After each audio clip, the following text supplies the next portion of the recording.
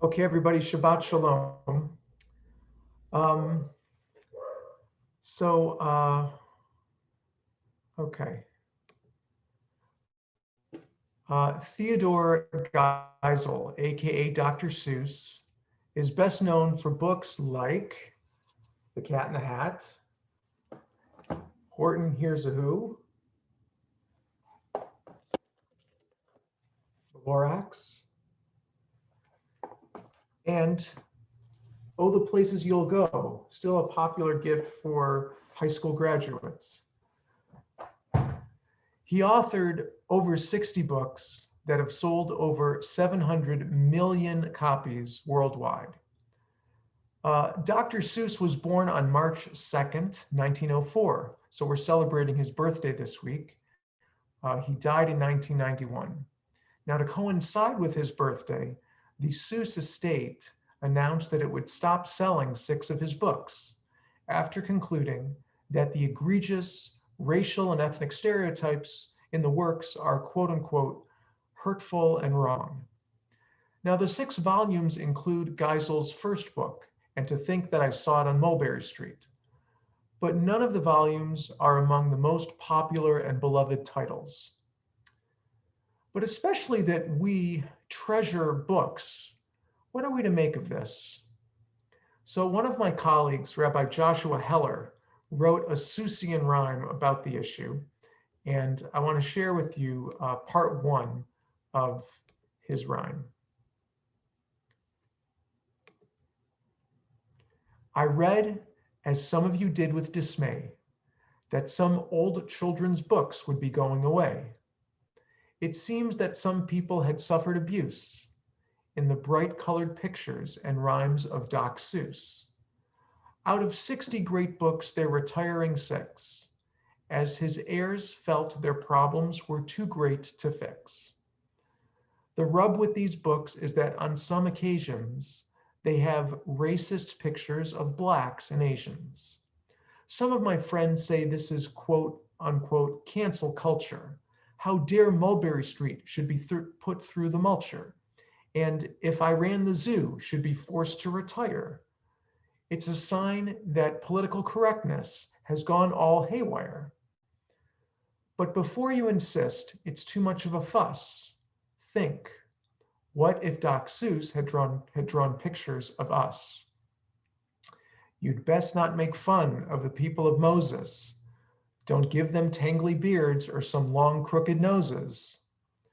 Don't show us as Grinches, don't show us with money. I assure you, we won't think it is the smallest bit funny. We'll come at you on buses.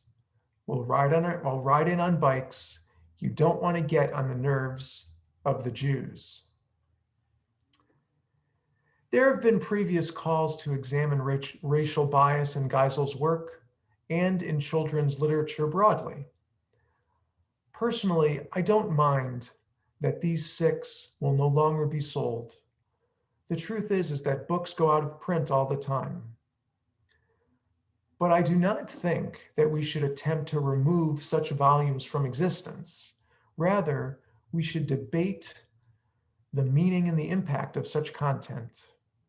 There are many troubling passages in the Torah, for example, and throughout the Hebrew Bible. We do not delete them or rewrite them. Instead, we wrestle with them. We live in the discomfort and we try to learn new lessons. I can't help but think about the Purim holiday, which we celebrated last week and had such a wonderful time.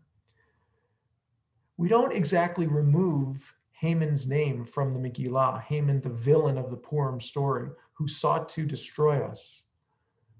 We don't remove his name from the Megillah.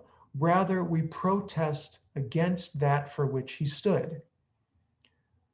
Sure, we use a grogger and we yell and scream when we hear his name, but I don't think that's a kind of removal. In a way, it actually highlights his presence.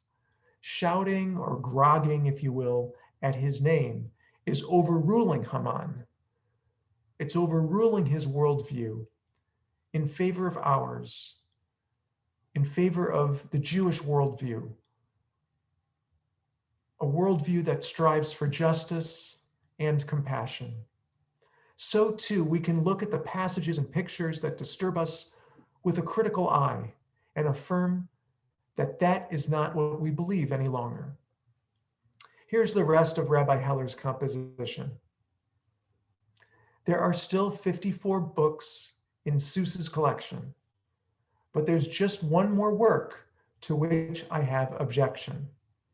I'm fine with the Cat in the Hat and the Grinch. The Lorax and Sneetches will do in a pinch. The fox can wear socks or hop up on Pop.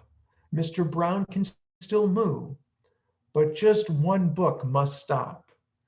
Just one work to me must get with the program, for I still will not eat them, those green eggs and ham.